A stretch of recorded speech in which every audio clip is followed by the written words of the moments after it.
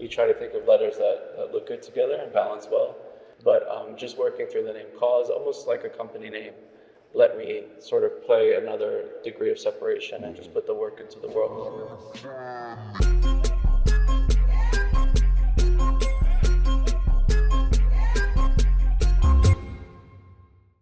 14,8 millions de dollars, c'est le prix auquel un tableau a été vendu en 2019 à Hong Kong. Ce tableau, il représentait les Simpsons sur la pochette d'un des albums des Beatles, mais à la place des têtes jaunes comme on connaît tous, c'était des visages en forme de tête de mort avec des croix à la place des yeux. Tout ça, ça représente parfaitement l'univers de Cause. Maintenant, arrête-toi 2 secondes parce que tu as déjà vu, c'est obligatoire que tu aies déjà vu cette petite figurine avec ses croix à la place des yeux. Un personnage qui est un peu un mix entre Mickey Mouse et un squelette. T'as forcément déjà vu ça sur une paire de Jordan, sur un t-shirt Uniqlo ou même sur la pochette d'un album. Mais est-ce que tu as déjà mis un visage sur l'artiste qui se cache derrière ? Est-ce que tu sais vraiment qui est Brian Donnelly ? Et aujourd'hui, je vais t'expliquer comment un gamin de Jersey City qui dormait à peine la nuit pour aller peindre des affiches dans le métro new-yorkais est devenu l'artiste contemporain le plus collecté de sa génération. Bonjour à tous, bienvenue dans une nouvelle vidéo. Aujourd'hui, on va retracer toute l'histoire de Cause, essayer de comprendre qu'est-ce qui a fait que cette petite figurine est devenue autant emblématique. Likez, commentez, partagez, abonnez-vous à la chaîne et dites-moi en commentaire quel artiste vous aimeriez voir dans les prochaines vidéos. Alors si tu as cliqué sur cette vidéo, évidemment, ça veut dire que tu connais un minimum les Art Toys. Et aujourd'hui, j'aimerais te parler d'une artiste que j'ai découvert sur Instagram. Elle réalise un petit personnage qui va parfaitement avec ce qu'elle représente. Ce petit personnage, il s'appelle Kams. Il est décliné en plusieurs versions. C'est un personnage qui lui est tout particulier. C'est une vision d'elle, une représentation de ce qu'elle pense. Elle a supprimé tous les éléments physiques du visage. Il y a seulement ses petits yeux. Et ce qui est incroyable dans ses créations, c'est vraiment la façon dont elle les réalise. Ça fait maintenant pas mal de temps qu'elle bosse là-dessus. Elle a fait aussi toute une esthétique autour. Elle a réalisé plusieurs peintures. Elle a été nommée et elle a gagné dans certaines catégories, des concours, etc. Et là, pour le 6 avril, elle va sortir un drop d'une série de statuettes qui représentent parfaitement son univers. Je vous mets le lien en description pour aller précommander ces figurines. Personnellement, je trouve que c'est un univers qui m'a attiré. Je suis tombé dessus sur les réseaux et tout de suite, il y a quelque chose qui s'est passé. J'ai cherché à la contacter direct parce que je trouve qu'il y avait quelque chose de totalement différent. Elle peint tout à la main, elle a passé du temps et c'est une commande qui est quand même assez limitée, donc il n'y en aura pas pour tout le monde. Donc vraiment, si vous voulez y aller, allez-y, foncez. Le lien est dans la description et on part tout de suite pour la vidéo. As long as I can remember.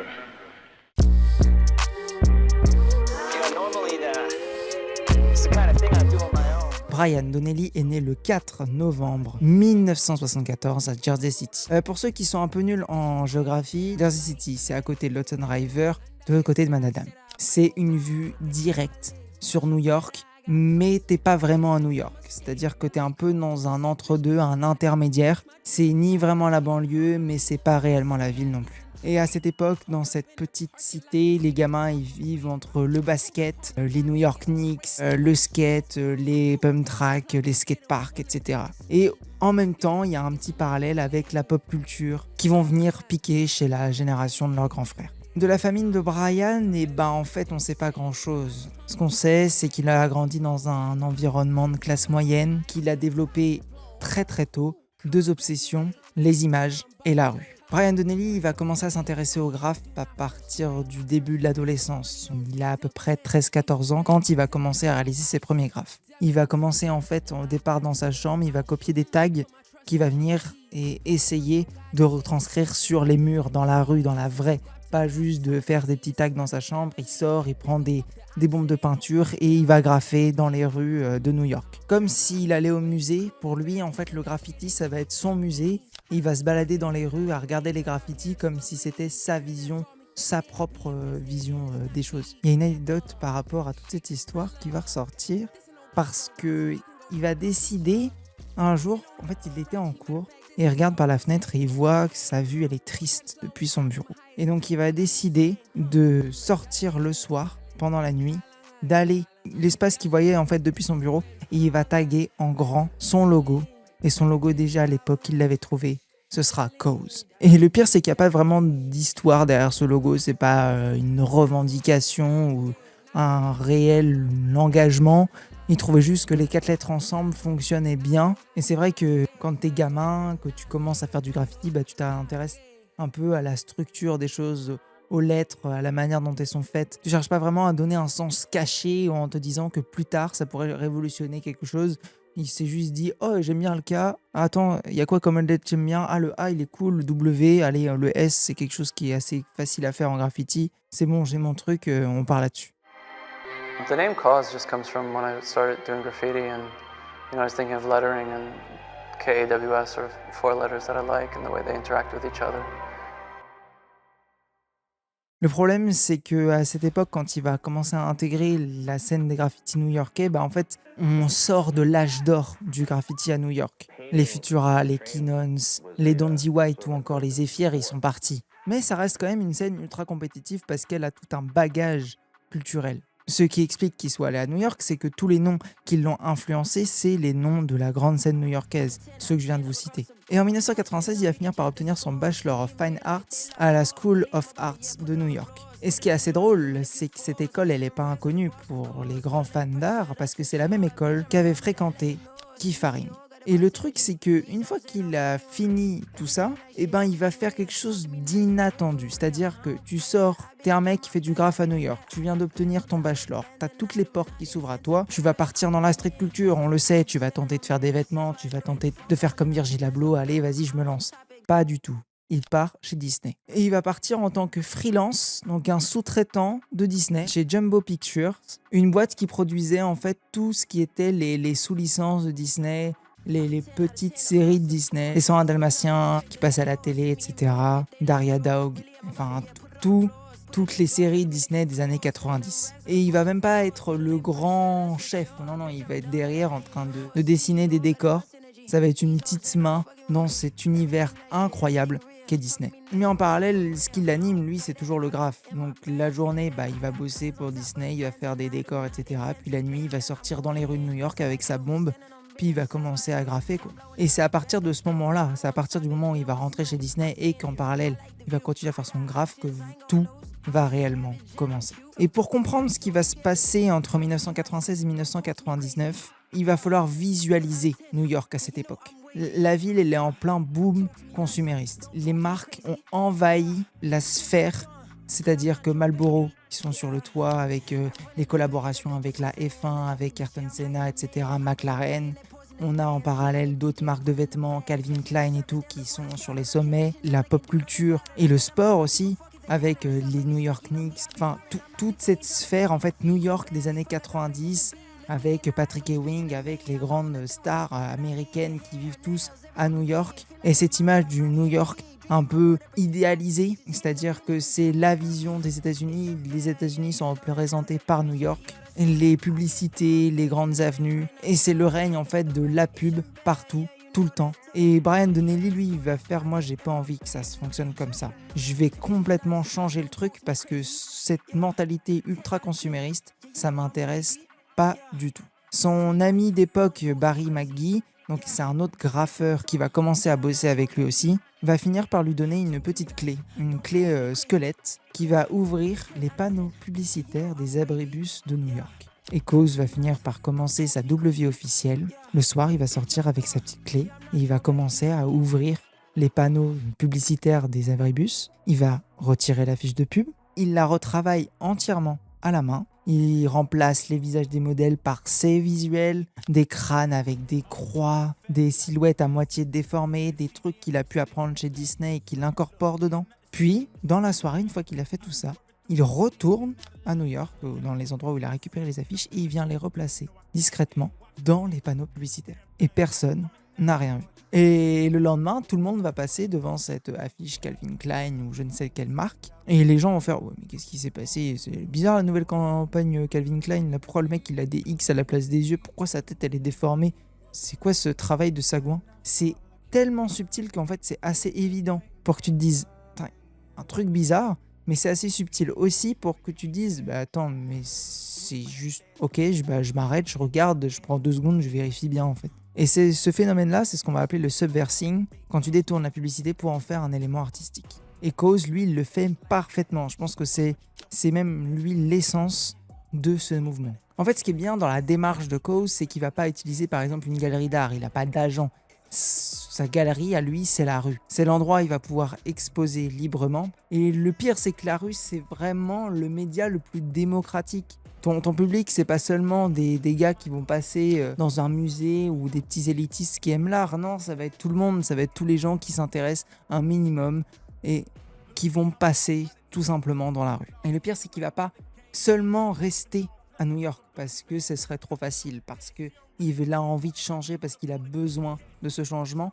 Donc il va partir à Londres, à Paris, à Tokyo, à Berlin. Il va faire toutes les grandes villes comme ça, en essayant d'exposer un maximum ses œuvres et de se faire connaître comme ça. Et toutes ces affiches elles vont commencer à circuler un peu dans les magazines de fans de graffiti, dans les premières communautés en ligne de streetwear. Et le pire, c'est qu'il y a aussi quelque chose de profondément punk dans sa démarche. Bah ouais, il a pas demandé l'avis de Calvin Klein ou de Marlboro pour commencer à faire ces trucs, quoi. Il a pris, vous êtes d'accord, vous n'êtes pas d'accord, c'est ma décision, c'est moi qui pars et qui me dit ok, j'y vais, je vais prendre vos affiches et je vais les détourner comme moi j'en ai envie. On est donc en 1999, Cause a 25 ans, il commence vraiment à se faire une réputation solide dans le monde du streetwear, dans le monde de la pop culture et dans les domaines émergents du street art.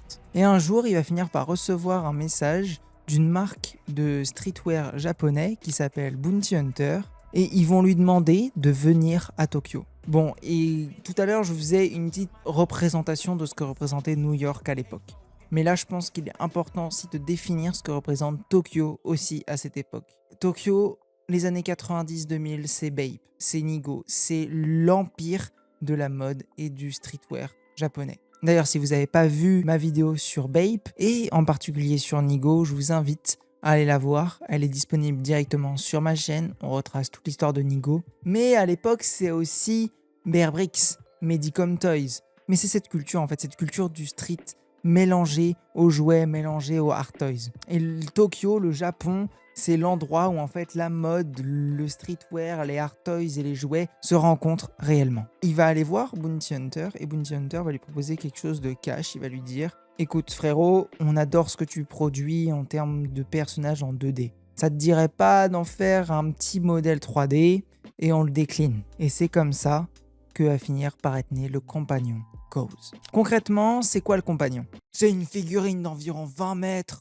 Un personnage complètement emblématique de l'univers de Cause, un peu un anthropomorphe qui se base un peu sur les bases de Mickey, mais avec une tête de mort, avec des croix à la place des yeux, un corps assez cartoonesque avec des gants et des grosses chaussures. En fait, dans cette figurine, ce qui marche, c'est qu'il y a un peu une figure de mélancolie, une sorte de tristesse qui va venir se dégager de cette marque, de ce petit compagnon là.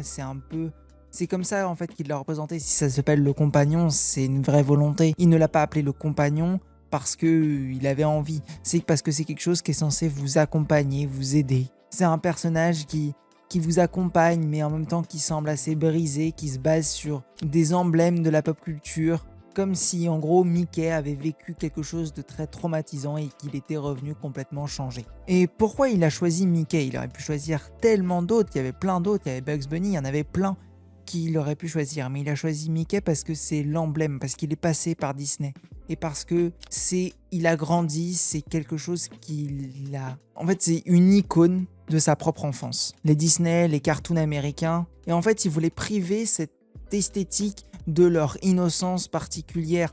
En gros, comme si Mickey se réveillait tous les matins, buvait un café et prenait une clope en allant au boulot, quoi. En gros, un peu l'image, je viens casser cette image du Mickey parfait, de l'image parfaite des dessins et des cartoons de l'époque. Le X sur l'œil, c'est un peu une façon de montrer que le personnage il souffre, en fait, qu'il nous regarde pas réellement, mais qui souffre à travers ce que nous on vit. Et les premières éditions de ces petits art toys et de ces petits compagnons, il va y en avoir 550 qui vont être déclinés en 3 coloris, marron, noir et gris, et ils vont être sold out immédiatement. Ça va tellement marcher. Et là, Cause, il va faire attendez, parce qu'en fait, mon audience, elle n'est pas du tout dans les musées.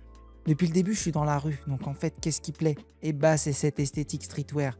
c'est les gens qui sont passionnés par la basket, par les sneakers, par tout cet environnement, par la mode, les Nigo, etc. Ils sont vraiment intéressés par ce truc-là et ils vont essayer vachement de le mettre en avant. C'est à ça qu'ils se dirigent, vers les fans de pop culture. Et ce succès avec Bounty Hunter, ça va complètement tout catalyser.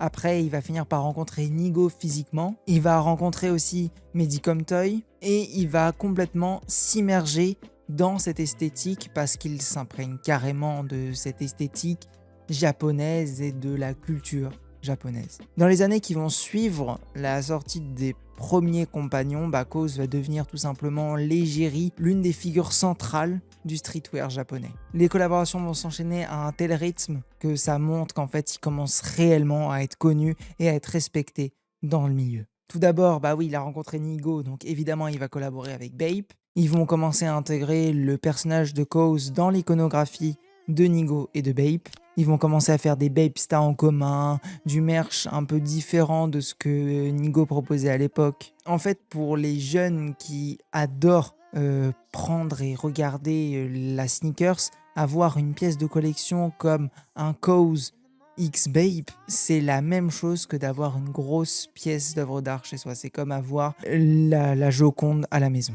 Il va aussi collaborer avec Undercover, la marque de Jun Takahashi, et qui à cette époque est l'un des designers les plus avant-gardistes de Tokyo. Et en fait, ce qu'il va faire, c'est qu'il va complètement mélanger l'esthétique de KAWS, cet univers assez cartoonesque, avec l'esthétique assez punk, rock d'Undercover. Là où je pense qu'il passe encore un gap et un step, c'est quand il va collaborer avec Medicom Toys, parce que Medicom Toys, il réalise déjà les Bear Bricks. Donc, il y a une sorte de concurrence entre les deux, mais finalement, ils vont juste décider de « venir, on se serre la main, allez, on fait ça ensemble » et ils vont réaliser une collaboration entre Bear Bricks et KAWS, et ces petites figurines vont devenir instantanément des objets de culte. En 2001, il va même réaliser des skateboards. En 2002, il va collaborer avec DC Shoes, un lot-up avec un personnage qui s'appelle Running Chum. Ils vont finir par vendre 300 paires dans le monde entier, donc ça va être un objet de collection. C'est carrément l'une des pièces les plus rares de tout ce qu'il a pu réaliser jusqu'à aujourd'hui.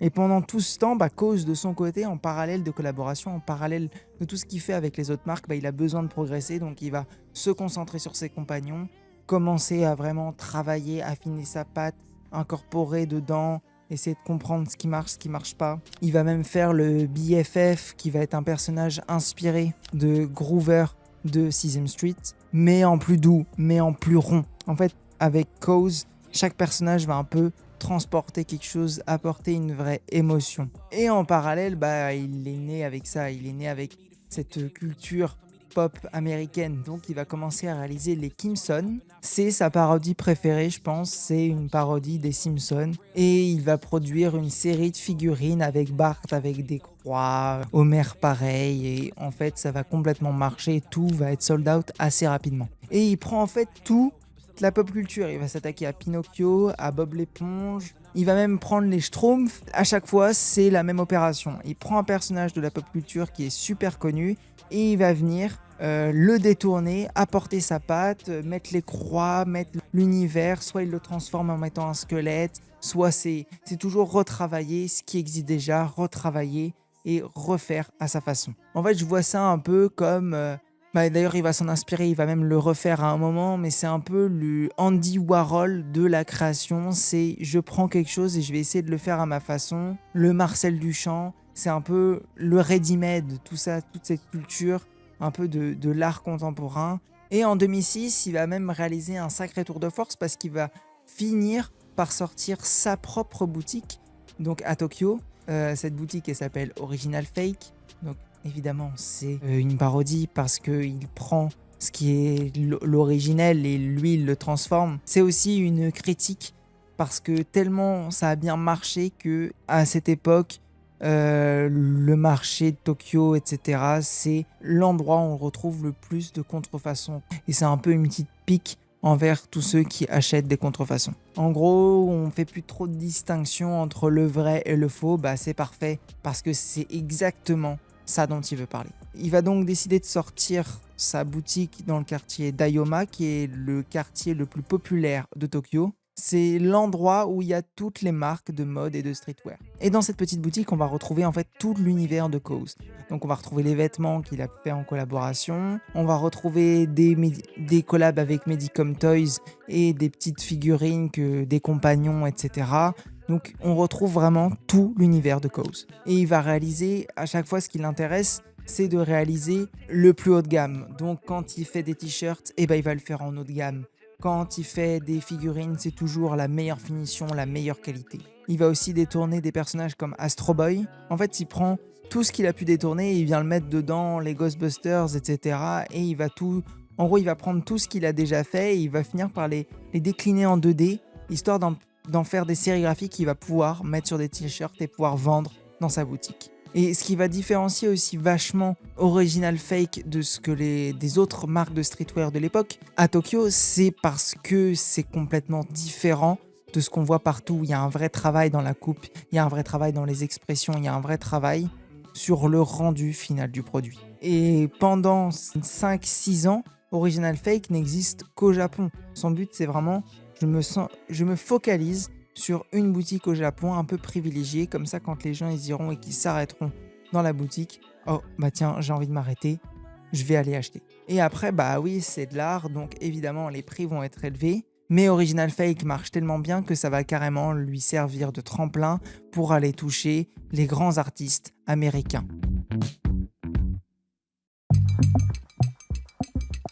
On est donc en 2008, et désolé d'en revenir à lui, mais il est partout. Kanye West prépare la sortie de son prochain album. Un album qui est censé être radicalement différent de tous ceux qu'il a réalisés auparavant. C'est un album qui va être marqué par la mort de sa mère et un album qui est censé être assez triste, loin de tout ce qu'il a pu réaliser auparavant. Il va commencer à expérimenter tout un tas de choses et si vous voulez en apprendre plus, allez voir ma vidéo sur Kanye West. Elle est disponible sur ma chaîne aussi où on explique vraiment qu'est-ce qui s'est passé, pourquoi Kanye en est arrivé à là où il en est aujourd'hui. Et donc, il va vouloir sortir cet album, le réaliser, etc. Et pour la pochette, il voit qu'une seule personne qui puisse la réaliser. Il va donc contacter Cause. Je pense que la pochette que Cause va livrer est juste parfaite dans sa simplicité et fonctionne parfaitement avec l'album de Kanye. C'est parfait, le compagnon, les mains sur les yeux, le fond rouge, le retravail sur le cœur, etc. Je trouve vraiment que c'est vraiment super bien fait dans la composition de la pochette de l'album.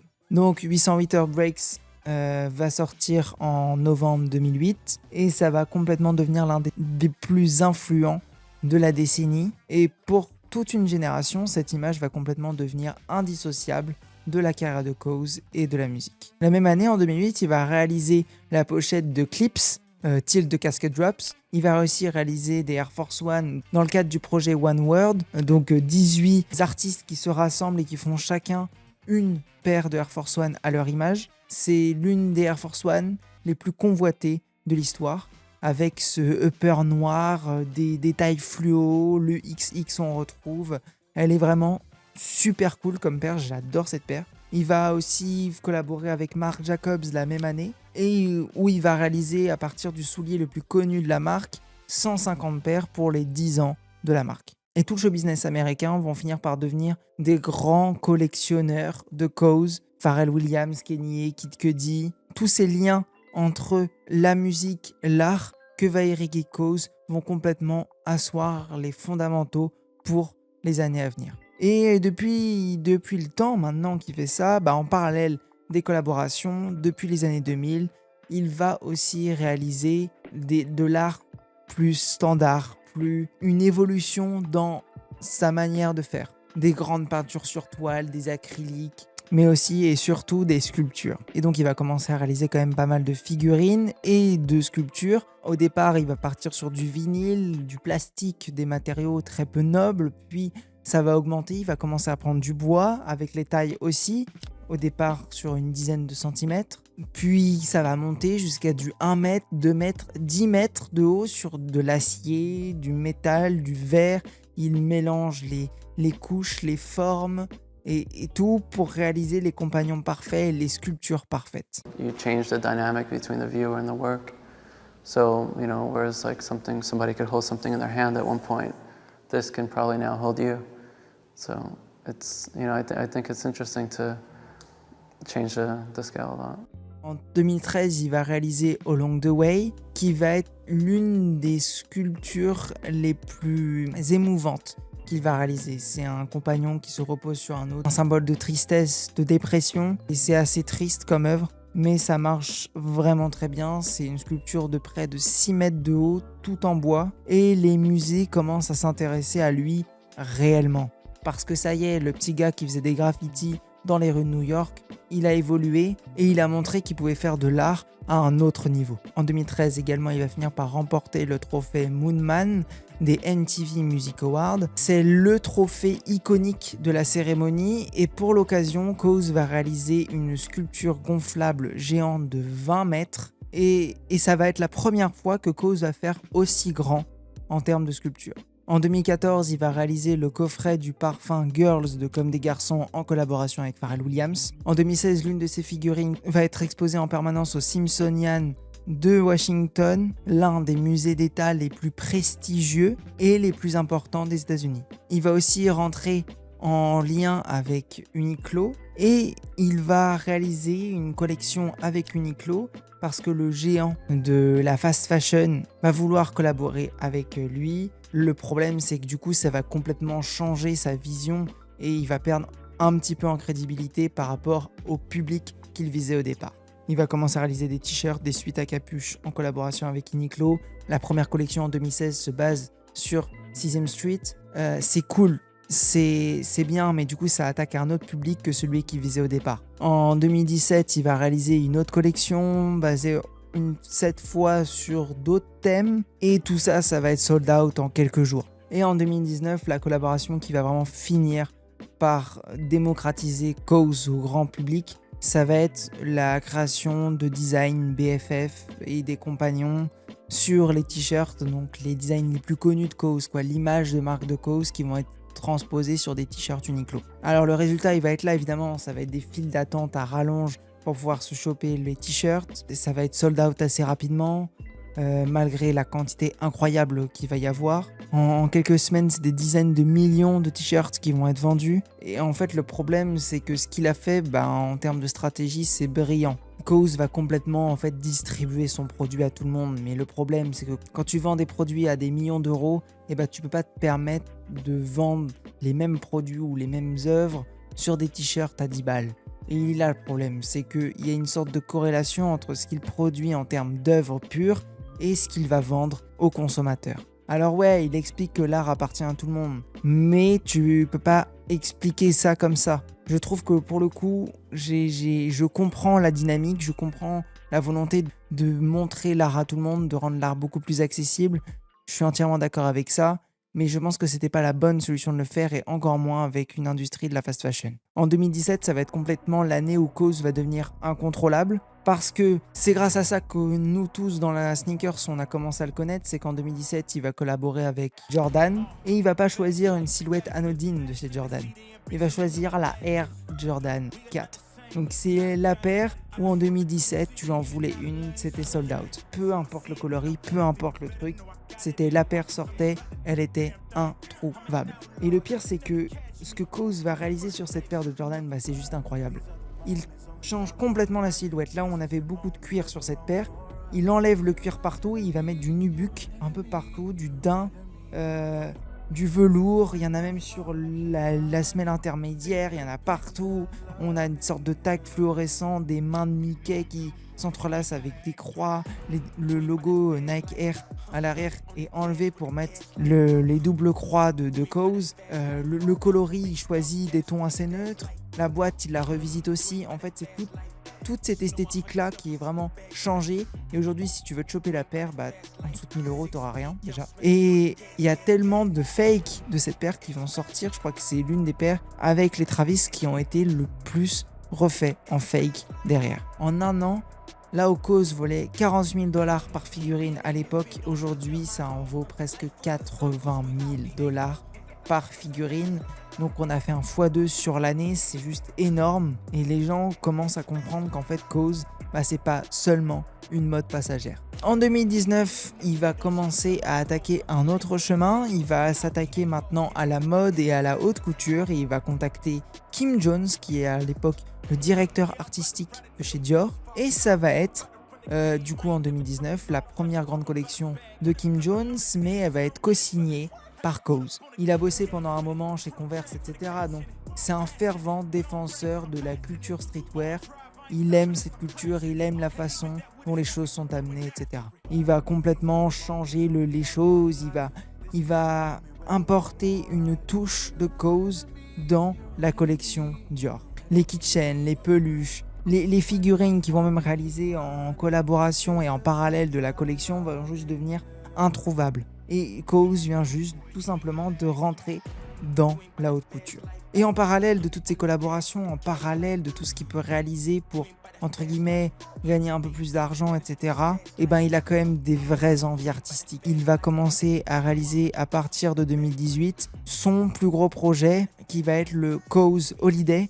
Donc c'est prendre son compagnon Cause et le mettre dans les plus beaux endroits du monde. Il en revient aux racines.